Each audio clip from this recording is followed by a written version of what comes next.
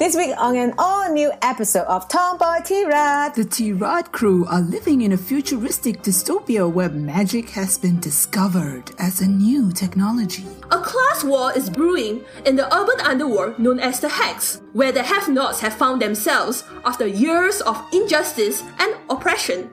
It also serves as a haven for the magically inclined, a place where they can operate in secret. Guys, aren't you excited about the age of magic that we are living in right now? We are the foot soldiers in an ascension to a new consciousness. Yeah, right. So tell me, Smarty Pants, if you want to ascend to some new consciousness, why do we need to go all the way to the night market at Hex Edge to get a stupid scarf?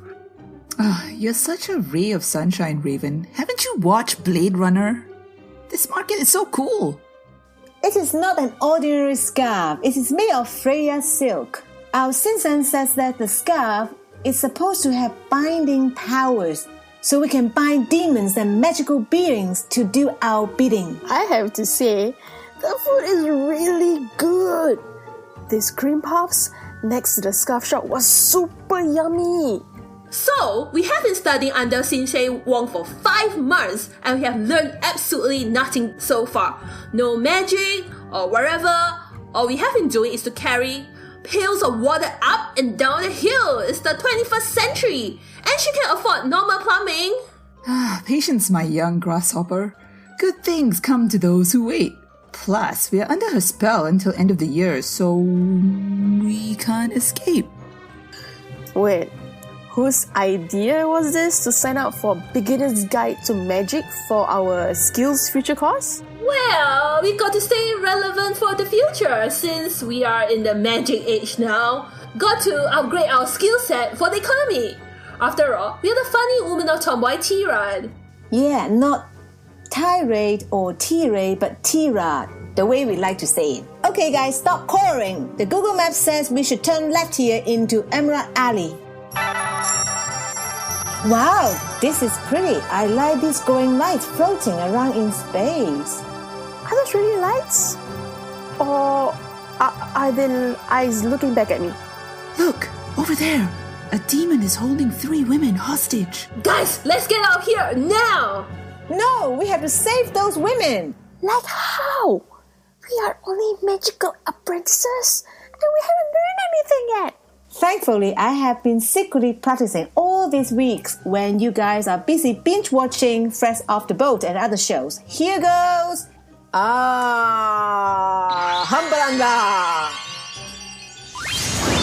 Oh no! Joanna is gone! Vanished! Poof! Okay, so this demon is coming towards us right now and he looks really mad. Any ideas? Raven, cast a spell, Raven, come on, now! Why did you cast one, Gandalf wannabe? Oh. Aha! Gotcha! Wait, what did you just do? I just hit him in the head with a stick. If all else fail, use a stick. That's what? That's all it takes? Just whack him in the head? Tomboys, can you come over and unbind us? You know what, Lisa? I think we're better off trying to unbind ourselves instead. Kelly, can you cast a spell? Iminda Insigli Kringum. Freed! Yes! Wow, who are you guys? Why is the demon after you? I'm Lisa, and this is Kelly and Lindley. Guys, we need to get out of here. There's a strike team accompanying this demon. Uh-oh, I can hear them coming. Sensei Wong passed me a teleporter to get us back in case things go south. Here it is. Let me get it. Okay, ready everyone? Time to hang on. 3, 2, hang on everyone!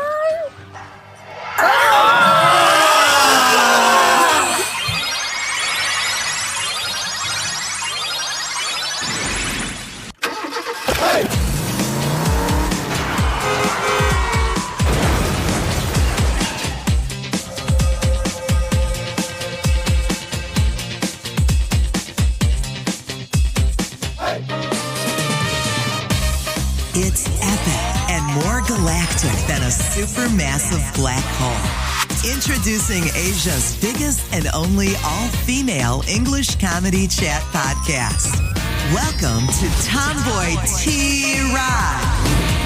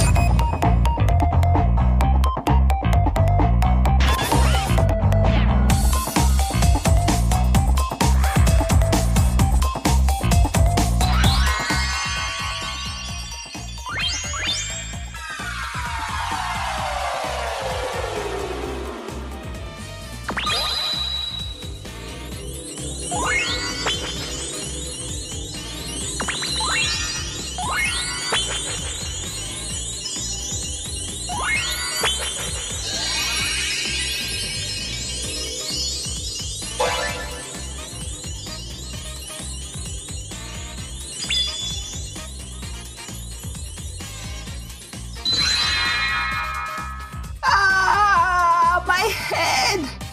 It feels like I've been whacked with Gandalf's staff. Oh. Sloppy! What kind of witches are you if you can't even teleport properly? At least I got all of us safely back to Sensei Wong headquarters. How about a little bit of City? Thank you for saving all our asses. You're right. Thanks, Sadie. And you brought the demon back with us. Great.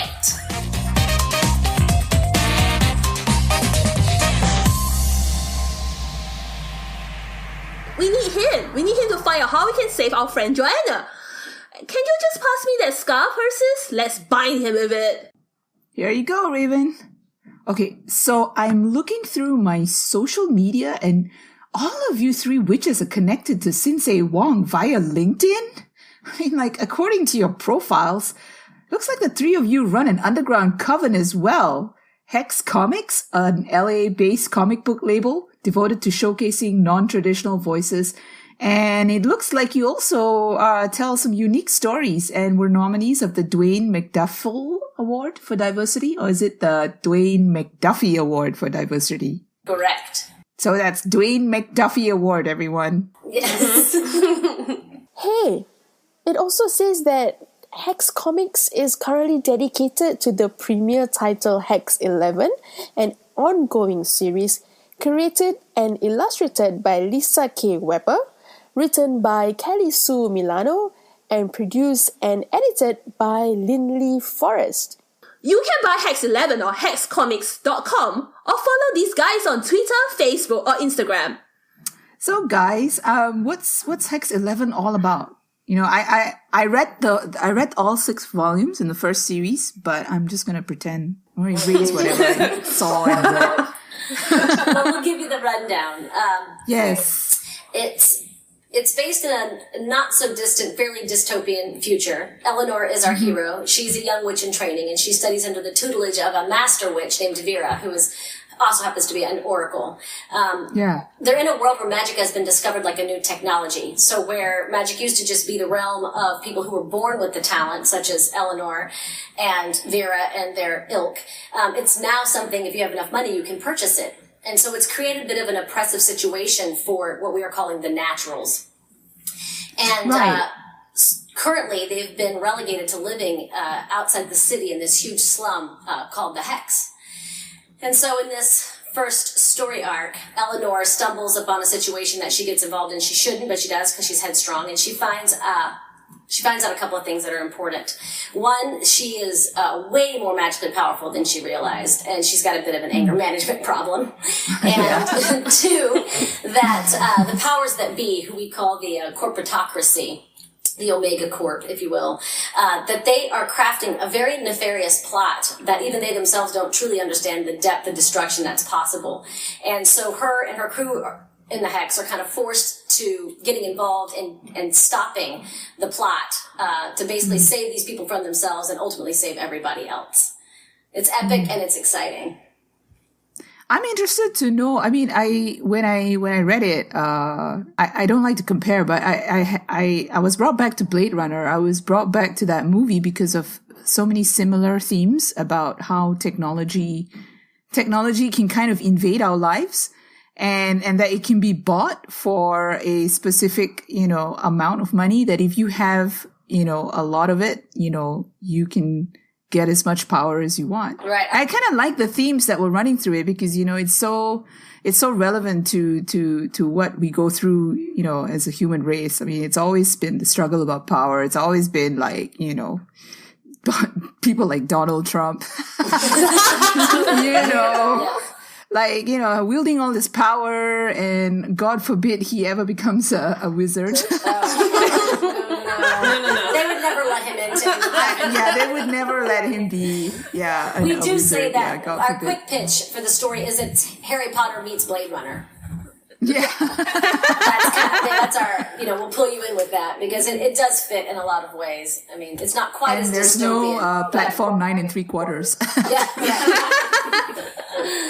I like the fact fact that magic is treated as a commodity, because like we are so used to stories being told like, magic is something that's inborn in you, like especially like Harry Potter is like either you have it or not, and the idea that it's a commodity, it sort of changed the rules of the games. I just like that concept. It's really interesting, So how far are you guys going to take with the concept? Like, how are we going to see Eleanor like evolve as a witch for the second season?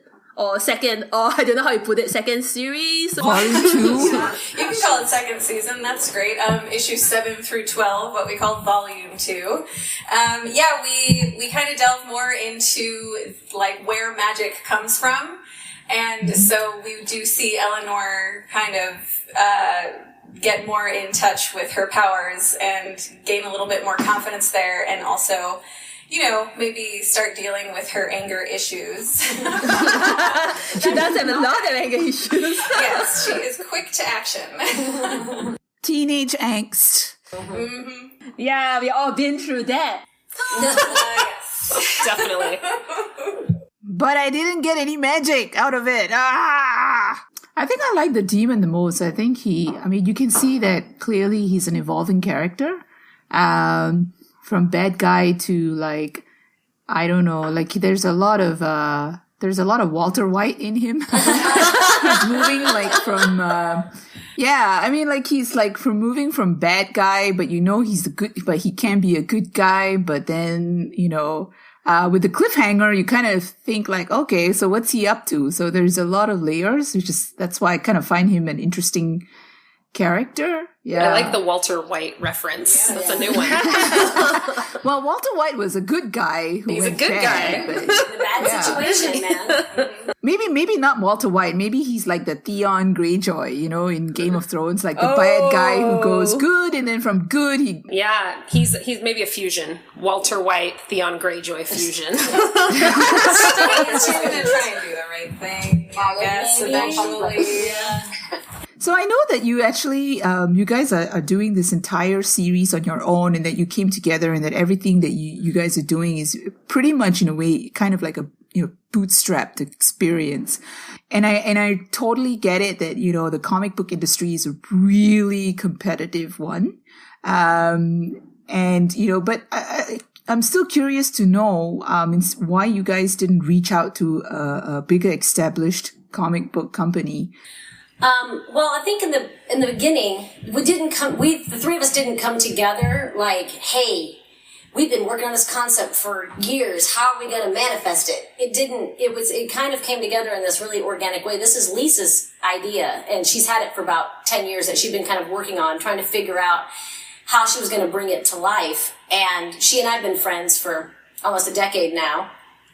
And, we just were kind of talking about ethereal things, like what do you want to do with your life? We're getting older and it's time to make a move if we're going to do something bold or whatever. So we were just having those conversations that, you have with friends after the first of the year when it's time to reassess. And she had said, well, I think I want to make a comic book. And I thought, well, that's crazy. Does anybody even read comic books anymore? I don't know. And I do too. I said, well, do you have like an idea or something? She's like, yeah, I've got this idea. And so I was like, so she starts telling me basically the whole concept of Hex 11, and it's deep and it's good. And I'm like, wow, she's been doing character studies. She's got all this artwork supporting it and everything. And I was like, well, geez, man, if you're that into it, let's make it. We'll just put some structure around it because I have a business background. I'm also a creative person as well, but I spent a lot of time in the business world. And I was like, let's just see what we get. Lisa is a professional, and I knew that if she was going to put her mind to something, that it would be outstanding. And so we set to work on it and realized we needed a writer. And my husband happened to he had worked with Kelly Sue and was like, I've got the perfect person. Y'all should meet her. She's so into all of the same stuff. So we met Kelly Sue a couple of months after Lisa and I had that original conversation, and her and Lisa just clicked, and it was like they were of the same brain. And then we all got together, and it all started coming together so well. It was like kismet. It was really something phenomenal. And it wasn't until it all started to gel that I was like, okay, actually we need to start a little business here and just go ahead and manage this thing. And so we never thought to go to the big companies because there was never we were building it as we were going. So there wasn't ever a moment we were like, well, here's our pitch. Let's go take it to Image. But I think also, because we are a non-traditional voice, we're all women, obviously. I am particular. Oh, I didn't know. I'm particular in that I don't necessarily want a bunch of industry standard feedback. You know, because the industry doesn't really speak well to women anyway. And they're certainly not that open to marginalized voices. You know, and this I knew was something was going to be, this is not your run-of-the-mill thing. And I really didn't want, because it was so beautiful and the idea was so great and because it was something so dear to Lisa, I didn't want somebody getting their hands on it and then all of a sudden they start compromising things and cutting it apart or, you know, trying to run it through some sort of sausage factory. Oh, that's funny. I didn't really mean it. That was good. Yeah, and I think I agree with you as well, because a lot of female characters in comic books are not really portrayed in the best light possible. It's a bit unrealistic for major commercial comic book studios. For them, it's all about profits. Yeah. It's all about what sells. And usually what sells sometimes is something that has already been done to death. Yeah. It's crazy how we look at things now, and it's not just comic books. I think it's just content and stories in general. It's like with all these platforms, internet, digital, and all these niche communities coming together, coming up with their stories. It's so amazing to see how niche stories through word of mouth and through the years actually suddenly become something that is consumed in a very mass appeal way. So I think that's I think a great move, because I like the story because, you know, it's just so, it doesn't need to be, I mean, the female characters don't need to be like sexy la, you know? Yeah. They don't need to have their boobs falling out of their costumes. Yes, we do like to say that Eleanor keeps her head on a swivel and her boobs. Yeah, we like that. Yeah, exactly. So how is it like to launch a title like at Comic-Con for the first time? It's exciting. Yes. It's exhausting. It's a lot of work. It's a lot of work. I mean, Lisa was literally tied to the desk chair for Do you guys buy her the spells? 8 months. I remember 6 that. or 8 months. Like when we were launching issue 1, it's intense. It's very intense. But man, it is worth it. Absolutely. I say all the time, it's the hardest work I've ever done, but it's also the most fun work I've ever done. It's so rewarding to finally be making it real and then putting it out there and having people respond to it the way that they do is it's wonderful. It's remarkably rewarding. Awesome. So will you guys be launching other titles in the future? We do have other titles on their way. We've got 3 new projects in the works. This is obviously going to be our first branching out to other writers and other artists. Lisa and Kelly will both function as the kind of creative directors.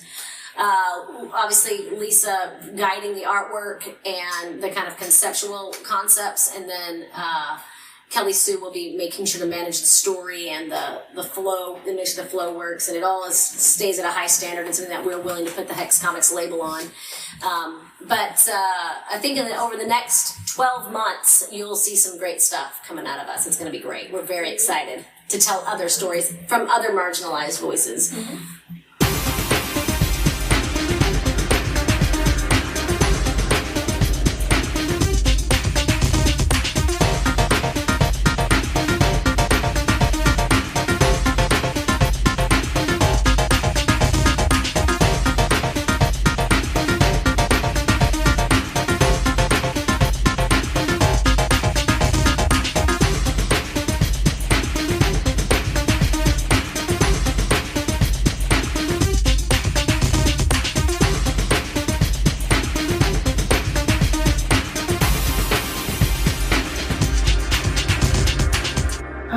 That was a very interesting run away from the demon.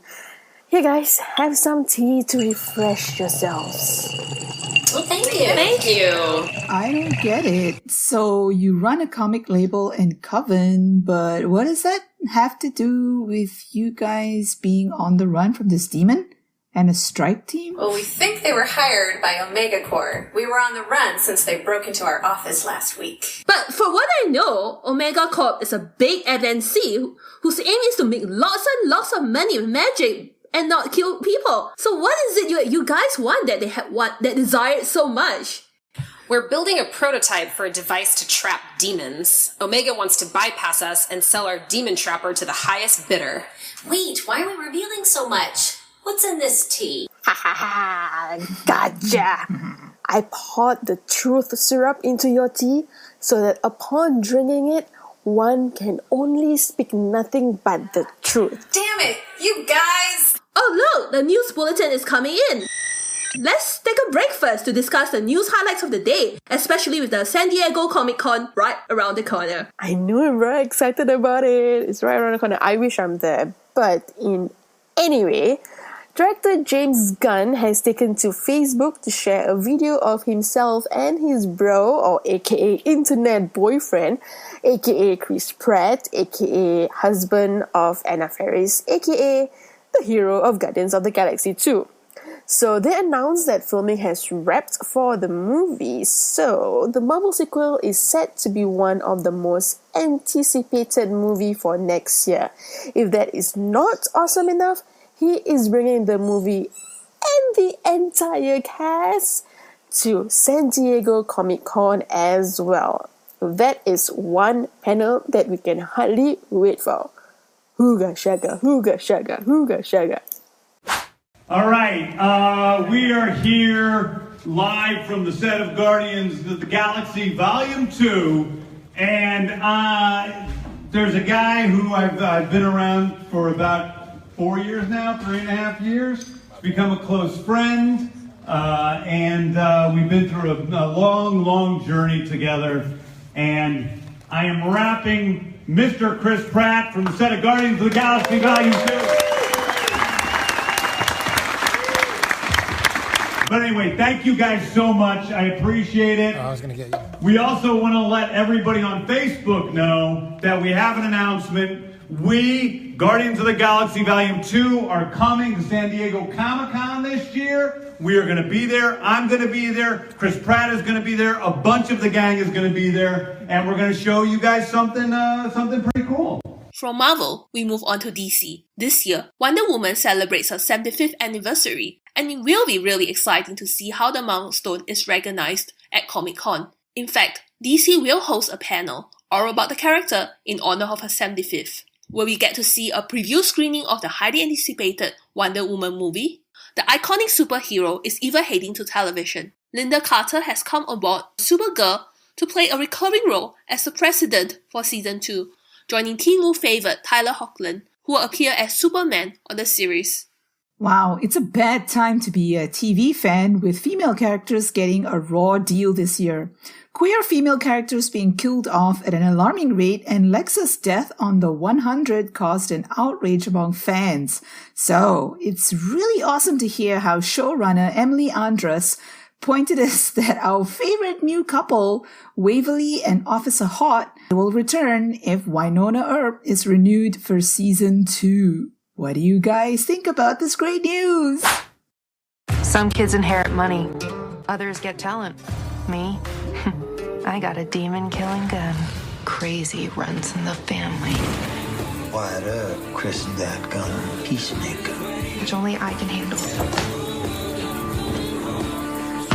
The only thing that can put these demons down again is you. Crazy chick with a gun! Winona's going all Winona again. Good times. Winona Earp. Series premiere April 1st on Sci-Fi. Yeah, then we have to celebrate because, oh look, they didn't kill off her lesbian character. They didn't keep out a female character. It's like time to celebrate, you know. I know, that's pretty sad. I'm not being racist here, but I'm going to get into trouble for saying this. Maybe because it's not black.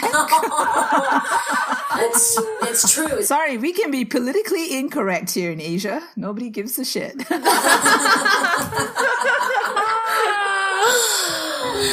Yeah, I confess, I haven't actually watched this show yet.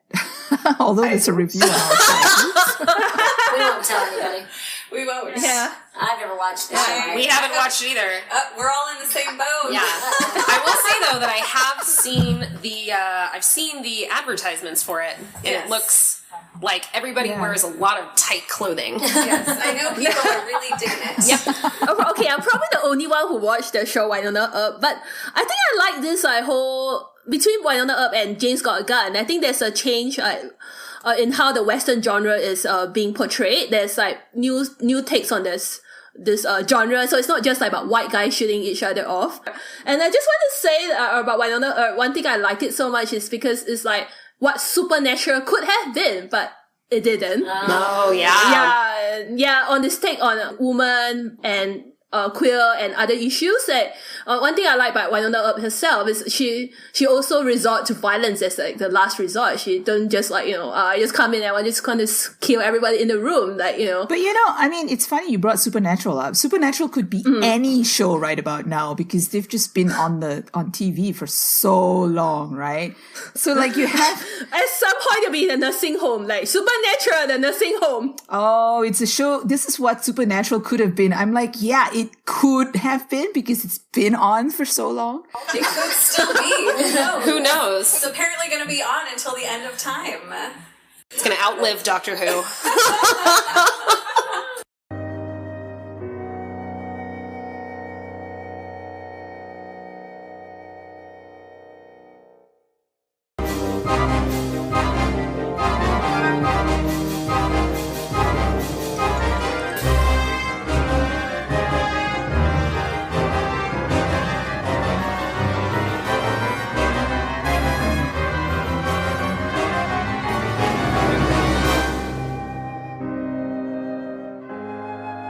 And we're back. Why are you puking again, Persis? I transported us back the right way. Oh, God, I feel so sick. I get seasickness from teleporting. My head. Oh, my head. Ugh. Are you sure that it's a good idea to come back here, Team Hex? I mean, the strike team could still be out there somewhere. It's so dark. I couldn't see them. According to my tracking spell, they've left the Hex, so we're safe for now. We need to find the demon trapper that we dropped here during our last fight. For the sake of humanity. And save our friend. We have a deal here. Okay, you know what? Since we have some time right now, and there's nothing happening as we are looking around to find this stupid demon trapper, we should, do like a rapid fire. What do you think, Persis? Great idea, since we're in a corner anyway. This is a Comic-Con special episode, so our rapid fire is going to be related to the San Diego Comic-Con as well. So if you are at the SDCC for the first time, what can you expect, ladies? Seas of humanity. Madness, crazed adults running around like children. All for bobblehead dolls. Yep. Okay, so if you're coming to San Diego Comic-Con as a fan, how should you plan your itinerary? Because I'm looking at the itinerary, it looks crazy, there's so many things going on. You need to bring a sleeping bag, and you need to get down there 4 days before the show starts and camp out for Hall H. And don't forget deodorant. And dry shampoo. It's my best advice for fans. So what are the Team Hex Comics tips to survive Comic-Con? Snacks. Lots of snacks. I thought it was water. And breaks. Make More sure snacks. to get your rest. Yeah. Sensible shoes. Oh, yes. Yes, sensible shoes. It's a marathon. As an independent publisher, what can you expect at SDCC? How can you make the best out of it? Oh man, we need to be rested. And we need to be ready to hustle, because it's all about the hustle. Yes. And we make the best out of it by just sharing our story, looking for our fans, which, we now have gotten where people come and find us, which is awesome. And, making sure we get the word out. I got a question for Kelly Sue. Do you always, you're Kelly Sue Milano, but will people confuse you with Kelly Sue DeConnick? All the time. Kelly Sue DeConnick has actually accidentally gotten an email meant for me. Which I think is hilarious, because I was like, this definitely should have been the other way around. Yeah. And she sent me a DM on Twitter to let me know that she had my email. Oh. But yeah, we get She is a fan, and she's really cool. So that was actually kind of like a milestone moment for me. Kelly Sue, meet Kelly Sue. Yeah, exactly. Weird things. So strange. Two Kelly Sues In the same industry. I wanted to ask you that because, like, when I read the comic, I was like, "This is fate. Could it be Kelly Sue DeConnick in disguise?" It is. I mean, no, it's not. I was like, no, but she's very cool, and it's cool to have somebody who I'm such a fan of not only have the same very odd name as me, but for her to also be a fan of us is pretty awesome. Okay, I'm going to change my name to Kelly Sue Persis so that perfect. I can Join the start club. It's a writing good my one. own comic book you guys can series. start a gang. We can start the Kelly Sue gang. Yeah. So last but not least, so since you're talking about characters, what are your favorite characters from the Hex 11? Oh man, I love them all. It's hard to pick a favorite. No, you have to pick one. Come on. That's not fair. You have to pick one. I guess just because she's the main character, so I draw her the most and I think about her the most, it's got to be Eleanor for me. I guess it's Faye. Because she's just so crazy. Yes. There's something I'm about Team her. Faye as well. My But I favorite. kind of like Agnes, right? Agnes is my second favorite. Agnes is a good one. Her demon is good too. Oh yeah. My favorite is oh man, it's a toss up between Booth and Osric because those two are easily the most fun to write. But I'm gonna say Osric. He is he's so he's just such a fun character to kind of like get into, and he's also he's kind of hot. Broody and sexy. Exactly. He's brooding. He's emotional. He wears a lot of Sherlock-esque coats. Yes. I like it. And he's got that beautiful, pearly, sparkling skin. He's a true winner. It's very mystifying. Yes, he is He's a true winter. Yeah, I think he could be played by Benedict Cumberbatch if this, if you ever have a live action movie. Okay. Yes. Yes, we'll have that. Yes. Okay. Okay. Done.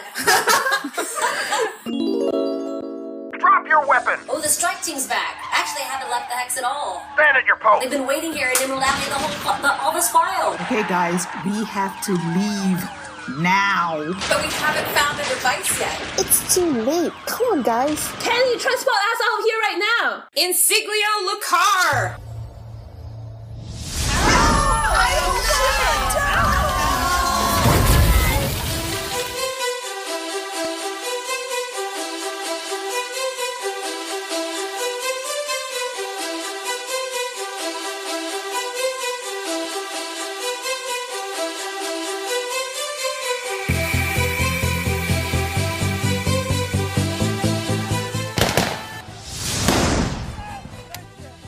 The strike team is down, but we have a demon problem on our hands. Didn't we bind you with our scarf? What are you doing back here? I was just knocked out. You're the one who hit me in the head. Oh, great. So our sensei is just messing with us? Oh. Give me the demon trapper, you Hex Riches. You have to pry it out of my cold, dead hands. You have to fight us to the death first.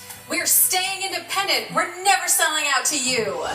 Okay, so those three musketeers are fighting the demon and everyone has forgotten about us. Awesome! Can we just sneak off now, pretty please? Come on. Guys, over here. Wait, is that who I think it is? Is that Joanna? It does a lot like her. It sounds a lot like her, but a lot squeakier.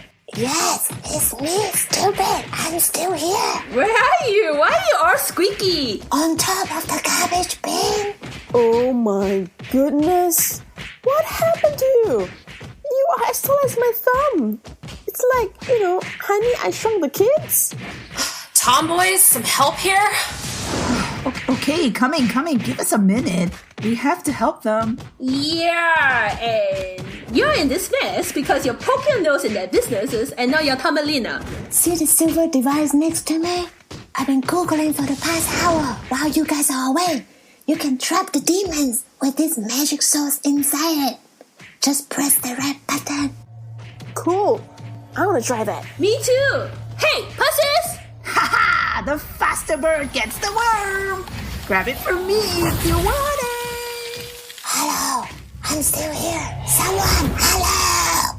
Take that, sucker. Boom. You are threatening me with that, small trapper? That's the device! Give it back to us! Hang on. First, I need to get rid of him. Yes! Great job, Persis! But why is that device vibrating crazily? Ouch! Oh my god, it's burning up my head! Oh! No, don't drop the demon trapper. It'll explode.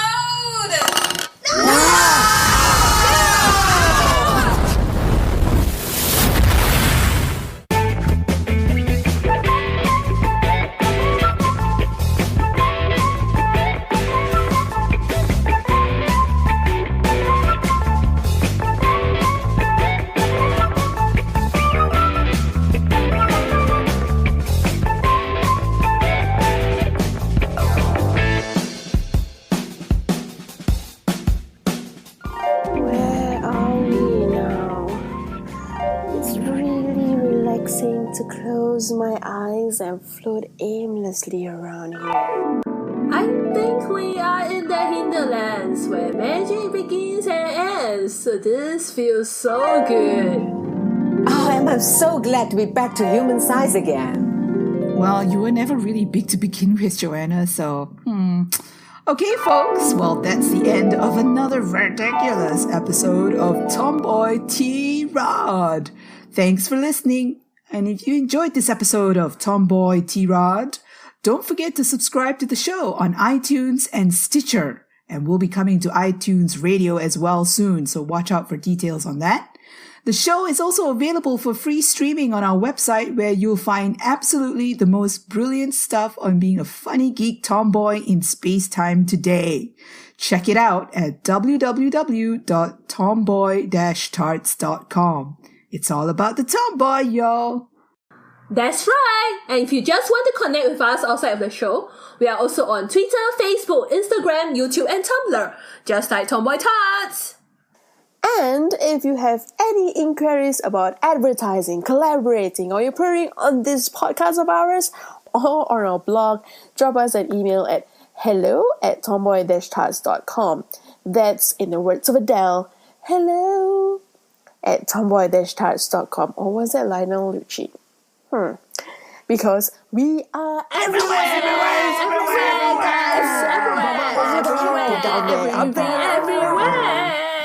Okay, we'll see you again, listeners, in another 2 weeks with a brand new episode here with Persis, Raven City, and myself, Joanna. Until then, it's ciao and adios. Amigos.